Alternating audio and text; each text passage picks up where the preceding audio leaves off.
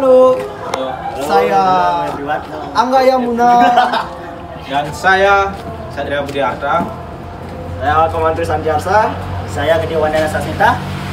Saya Pandey Sardianis Mandala. Saya Freddy. Okay, today we would like to discuss about what is this? Konektivitas.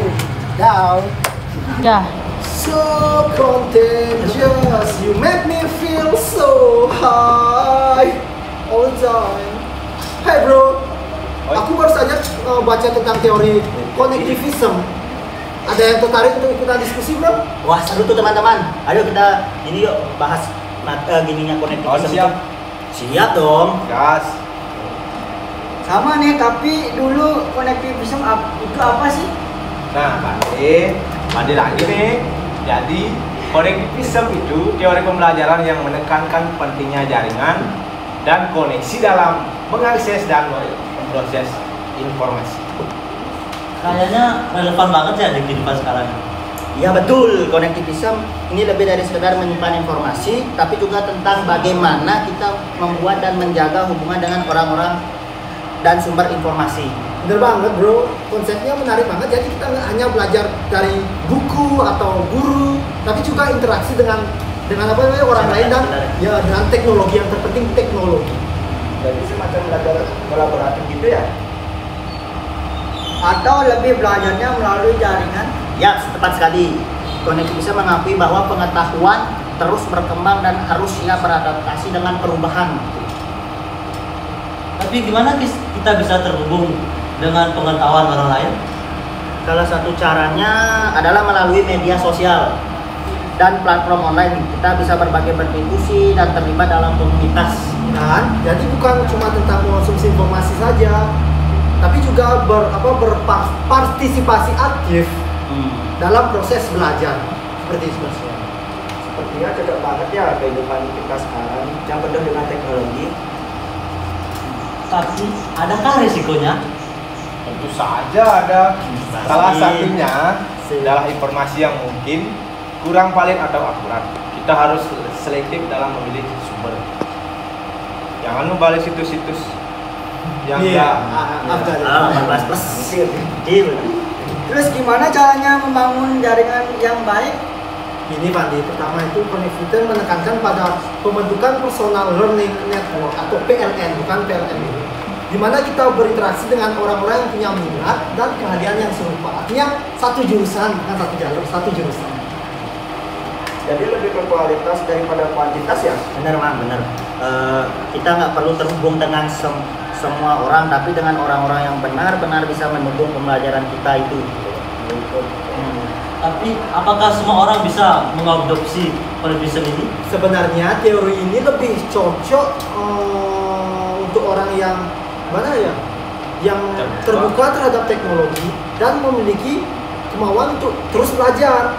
Ini siapa aja cocok, tapi dengan satu syarat itu dah harus punya kemauan. Ini yang terpenting, kemauan niat. dan apa? Niat belajar. Nah kalau udah nggak miliki niat, nggak ingin belajar, ya nggak cocok itu.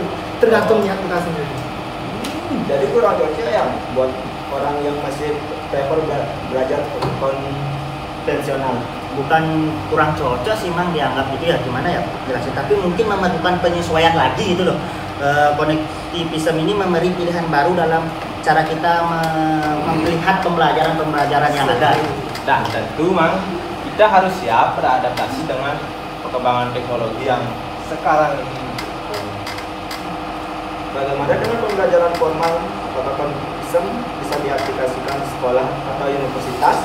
Sebenarnya sih konektivisme ini mendukung pembelajaran formal sih Mang, tetapi dengan mengakui bahwa belajar tidak hanya terjadi di dalam kelas, pembelajaran bisa terjadi di mana saja asalkan ada niat gitu loh. Niat dan Kemauan. Jadi pembelajaran nggak terbatas oleh dinding kelas. Tepat sekali, you are exactly right. Pembelajaran bisa terjadi di mana saja, di luar kelas, melalui pengalaman atau experiential learning, dan pendekatan dengan experiential learning dengan melibatkan jaringan yang sangat-sangat luas, bro. Menarik banget ya. Tapi bagaimana kita menilai keberhasilan pembelajaran dengan pendekatan konektivisme? apa kita harus menilai berdasarkan sejauh mana kita bisa terhubung dengan partisipasi dalam jaringan, atau lebih ke bagaimana kita bisa menerapkan pengetahuan yang kita dapatkan.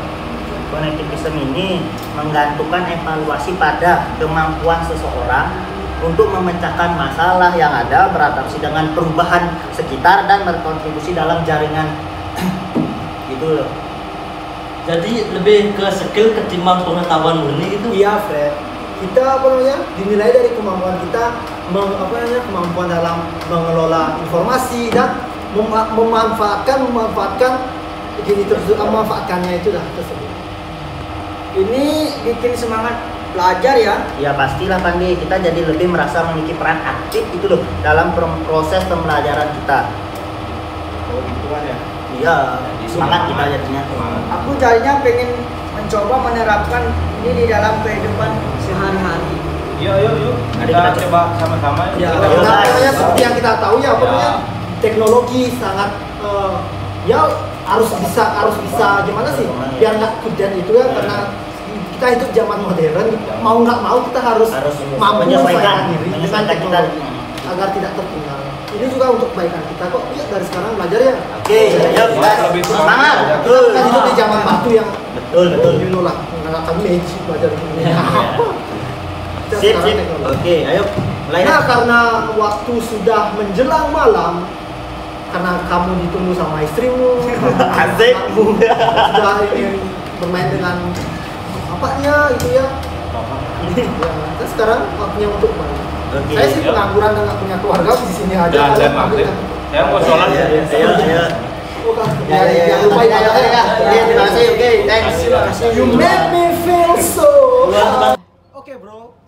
That is about our discussion, and I would like to tell of you what is strength or apa itu kesulitan dalam diskusi kami tadi. Bagi saya sih, karena jumlahnya 6 itu ya, saya kebingungan siapa sih gilirannya habis saya, siapa gilirannya habis Satria, habis Mangkri, habis Wawan, habis Pandi, dan habis Freddy. Itu membuat saya kebingungan dan ya untuk situasinya ya lumayan cair sih. Kalau kamu? Kalau menurut saya kekurangan dari diskusi tadi masih kekurangan waktu untuk lebih mendalami lagi. Kalau kamu? Kalau untukku paling kurang memahami materi sih, masih belum begitu mengerti ya. Kalau menurutku dialeknya kurang karena karena banyaknya materi itu jadi lupa ininya. Kalau saya kurang memahami sedikit-sedikit. Dari saya yang terakhir ya, mungkin sudah dijelaskan oleh semua teman-teman saya kendalanya. Berarti semuanya kalau kita rasakan, kamu merasakan. Ya, semuanya saya rasa. Oke, demikian dari video penutup dari kelompok kami. See you next time. Oke. Bye. See you.